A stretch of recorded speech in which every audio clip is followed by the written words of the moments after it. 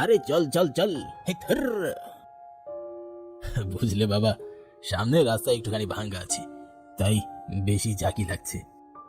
আরে কাকু, সমস্যা নেই, আপনি সাবধানে চালান। তা বাবা, এত দূরে ওই গ্রামে কার কাছে যাচ্ছ? যাচ্ছি একজনকে দেওয়া কথা রাখতে। সে এক বড় গল্প, যা শুনলে হয়তো আপনি বিশ্বাসই করবেন না। কেন, কি হয়েছিল বাবা? যেতে যেতে না হয় তোমার গল্পটাই শুনি। আচ্ছা, শুরু থেকেই বলি তাহলে। প্রায় মাস তিনেক আগে ডাক্তার হিসেবে আমি জয়পুর গ্রামে এসেছিলাম। গ্রামের স্বাস্থ্যকেন্দ্রের অবস্থা ছিল খুবই খারাপ, ছিল না তেমন বিশেষ সুবিধা বা কোনো ভালো চিকিৎসা ব্যবস্থা। এক কথায় বলতে গেলে গ্রামের মানুষ বড়ই দুর্ভাগ্যের মধ্য দিয়ে দিন পার করত। আমি সবসময় চেয়েছিলাম গ্রামের মানুষদের পাশে দাঁড়াবো, তাই তো গ্রামে আসার কিছুদিনের মধ্যেই সকলের সাথে আমার খুবই আন্তরিকতা তৈরি হয়। প্রতি বৃহস্পতিবার সন্ধ্যায় মোরুল মশাইয়ের বাড়ির সামনের বটগাছ তলায় আলোচনা সভা বসে। সেখানে গ্রামের সকল সমস্যা ও বিভিন্ন বিষয় নিয়ে আলোচনা করা হয়। সবাই আমাকে প্রচণ্ড ভালোবাসে, তাই মোরুল মশাইয়ের সভায় আমাকে প্রতি সপ্তাহে ডেকে নিয়ে যায়। এমনই একদিন রাতে চেম্বারে বসেছিলাম, হঠাৎ করে মুদি দোকানের রতন আসলো আমাকে ডাকতে। বলছি ডাক্তার সাহেব, হাতের কাজটা শেষ হইলে মোরল মশাই আপনার একটু দেখা করতে বলিছে। কেন, কিছু হয়েছে রতন? ওই যে গ্রামে টিউবওয়েল বসানো নিয়ে কি যেন কথা হচ্ছে, তাই সবাই বললো আপনারেও ডেকে নিয়ে যেতে। আপনি তো এখন আমাদের গ্রামেরই একজন। ও আচ্ছা আচ্ছা, ঠিক আছে। আচ্ছা, আমি এখনই তো চেম্বার বন্ধ করতাম। ভালোই হয়েছে তুমি চলে এসেছো, চলো তোমার সাথেই যাওয়া যাক। হ্যাঁ চলেন। তারপর আমি চেম্বার বন্ধ করে রতনের সাথে রওনা দিলাম। কিছুক্ষণ পর গ্রামের বটতলায় গিয়ে পৌঁছালাম। মোরল মশাই সহ বয়স্ক কয়েকজন লোক বসে আছে। গ্রামের যে কোনো জটিল বিষয়ে কথা হলে সবাই আমাকে ডাকে। আসো বাবা আসো, তোমার জন্যই অপেক্ষা করছিলাম। তুমি হলে শিক্ষিত মানুষ, যে কোনো বিষয়ে তোমার মতামত খুবই দরকার। কি যে বলেন, আপনাদের অভিজ্ঞতার কাছে আমার শিক্ষা খুবই সামান্য। তোমার এখানে থাকতে কোনো অসুবিধা হচ্ছে না তো বাবা? না না, কোনো অসুবিধা তো হচ্ছে না, আমি একদম ঠিক আছি। আচ্ছা, যাই হোক, তাহলে তো সবই ভালো। কোনো অসুবিধা হলে আমাদের বলবে কিন্তু অবশ্যই। তারপর বিভিন্ন বিষয় নিয়ে সকলের সাথে কথা বলতে লাগলাম।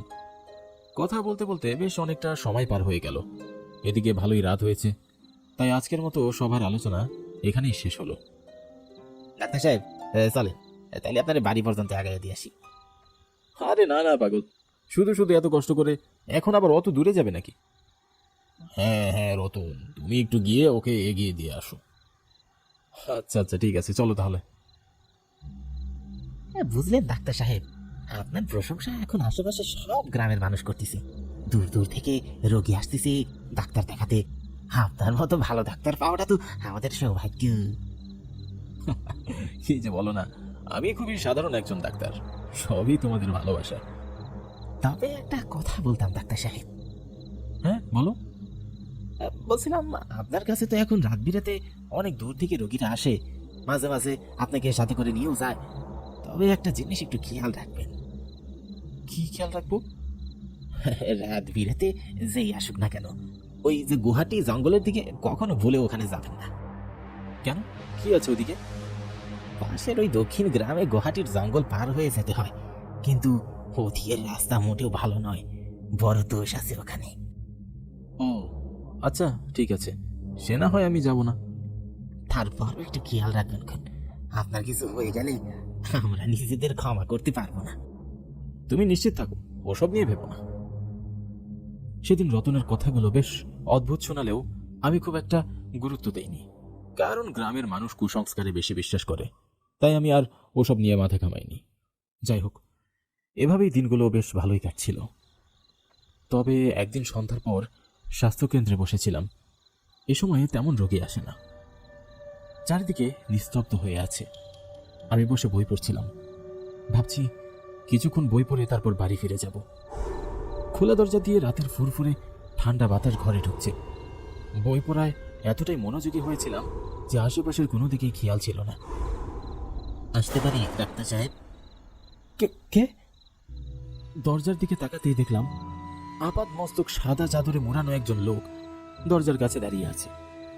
কেমন আছেন ডাক্তার সাহেব? হ্যাঁ মানে ভালোই। আপনি কে?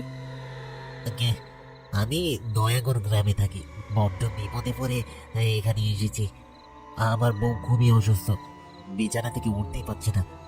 কখন যে কি হয়ে যায়। আপনি যদি একটু যেতেন আমার সাথে। নয়াগড় গ্রাম, সে তো অনেক পথ।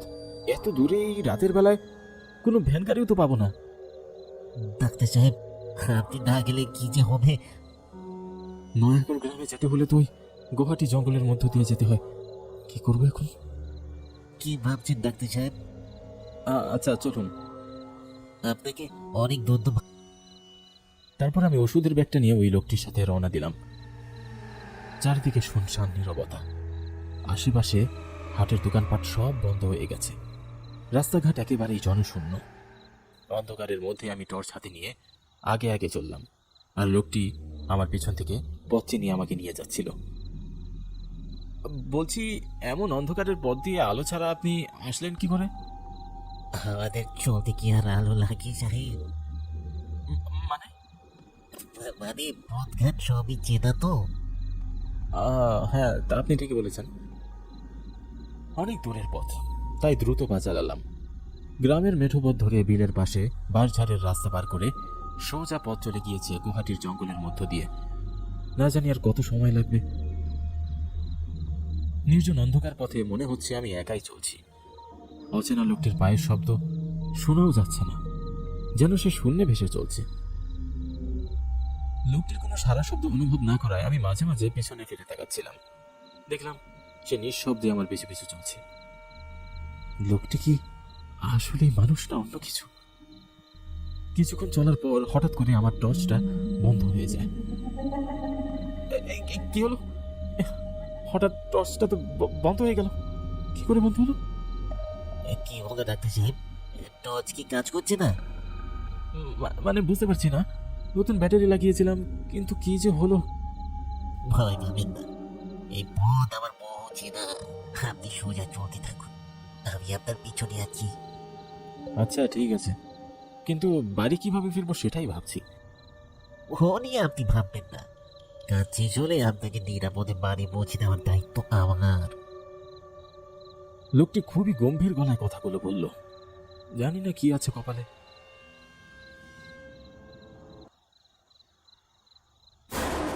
ওগুলো কি কি জল জল করছে এসব?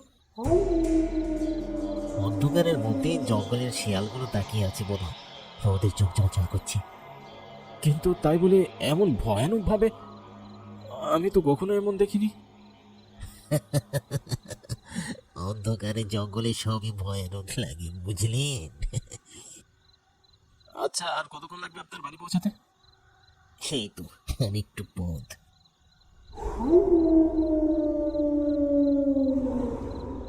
কেন যে একা আসলাম? লোকটিকে খুব একটা সুবিধার মনে হচ্ছে না। গ্রাম থেকে আসার সময় কাউকে সাথে নিয়ে আসলে খুব ভালো হতো। যাই হোক, এখন আর কি করার, তাড়াতাড়ি কাজ ছেড়ে বাড়ি ফিরতে পারলেই হয়।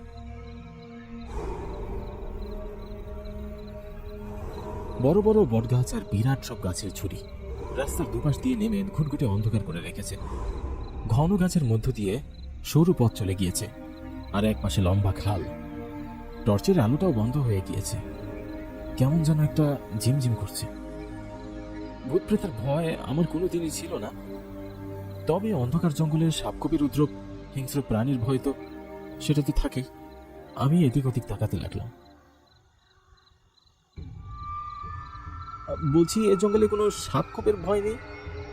কি হলো শুনছেন? পিছনে তাকিয়ে দেখলাম আশেপাশে কোথাও কেউ নেই। এ কি, লোকটা কোথায় গেল? এই জঙ্গলের মাঝে আচমকা কোথায় মিলিয়ে গেল? ভয়ে ভয়ে আমি চারিদিকে তাকে খুঁজতে লাগলাম। হঠাৎ আমার গায়ের উপর ফুটে ফুটে কি যেন পড়তে লাগলো। উপরের দিকে তাকিয়ে দেখলাম একটা ঝুলন্ত মরদেহ গাছের বক ডালে ঝুলছে, আর তার থেকে রক্ত করে পড়ছে। যে আর কেউ নয়, এইমাত্র যে আমাকে এখানে নিয়ে এসেছে তারই মরদেহ ঝুলছে। আমি ভয়ে চিৎকার করে উঠলাম, কে ওখানে? আর এসব কি হচ্ছে? আমি ধীরে ধীরে পিছনে যেতে লাগলাম। আমাকে দেখে ভয় পাবেন না, আমি আপনার কোনো ক্ষতি করবো না। আমার কথাটা শুনুন। রাতের অন্ধকারে জঙ্গলের মধ্যে এখানে ডেকে এনে কি সব হচ্ছে? কি চাও আমার কাছে? আপনি শিক্ষিত মানুষ, আপনার কাছে আমি একটু সাহায্য চাই, দয়া করে না বলবেন না। কিন্তু কে আপনি? আসলে আমি মারা গিয়েছি বেশ কয়েক বছর আগে। আপন বলতে আমার একটি মেয়ে আছে। অপঘাতে মারা যাওয়ার কারণে আমার রেখে যাওয়া অর্থ সম্পদ মৃত্যুর আগে মেয়ের হাতে তুলে দিতে পারিনি। আপনি যদি সেগুলো পঞ্চগড় গ্রামে আমার মেয়ের কাছে দিয়ে আসতেন তাহলে বড় উপকার হতো। বড়ই কষ্টে দিন পার করছি। আচ্ছা, আমি পৌঁছে দিয়ে আসবো। ধন্যবাদ ডাক্তার, আমি জানতাম আপনি সাহায্য করবেন। এই যে বাক্সটা, আপনি আমার মেয়ের হাতে তুলে দিয়ে আসবেন। আচ্ছা, ঠিক আছে, আপনি নিশ্চিন্ত থাকুন। টর্চ চালিয়ে দেখুন, ওটা ঠিকই আছে, কোনো ভয় নেই। সোজা এই পথ ধরে চলে যান, আমি পিছনে আছি, আপনার কোনো ক্ষতি হতে দেব না। তারপর আমি বাক্সটি নিয়ে বাড়ির দিকে যেতে শুরু করলাম। আসার সময় আমি অনুভব করতে পারছিলাম কিছু একটা আমার পিছু করছে, তবে আমার বিন্দুমাত্র ভয় লাগলো না, বরং মনে দৃঢ় আত্মবিশ্বাস কাজ করছিল, যেন আমার উপর একটা বড় দায়িত্ব আছে। সেদিনের মতো আমি নিরাপদে বাড়িতে ফিরে আসি। আর এভাবে আমি তার কথা রাখার জন্য পঞ্চগড়ে যাচ্ছি। ও, এইবার বুঝলাম এই ঘটনা তাহলে। তোমার সত্যি সাহস আছে বলতে হবে। কথা বলতে বলতে চলে এসেছি। অনেক অনেক ধন্যবাদ আপনাকে, আমি যাই তাহলে। আচ্ছা বাবা, তুমি অনেক ভালো একটা কাজ করছো, শুনে খুব ভালো লাগলো। বাড়িতে কেউ আছেন? আমি জয়পুর গ্রাম থেকে এসেছি। আচ্ছা, বাড়িতে কেউ আছেন? তারপর বাড়ি থেকে একজন মহিলা বেরোয় আসলো। আমি তাকে সবকিছু খুলে বলি এবং এই বাক্সটি তার হাতে তুলে দিই। সে হতবাক হয়ে আমার দিকে তাকিয়ে রইল, যেন সে কখনো আশাও করেনি এমন কিছু তার সাথে ঘটবে। সত্যিই মাঝে মাঝে ভাগ্যে এমন কিছু ঘটে যার সম্পর্কে আমাদের কোনো ধারণাই থাকে না। যেমন গুয়াহাটি জঙ্গলের ওই রাতের ঘটনাটা আমি কোনোদিনই ভুলব না।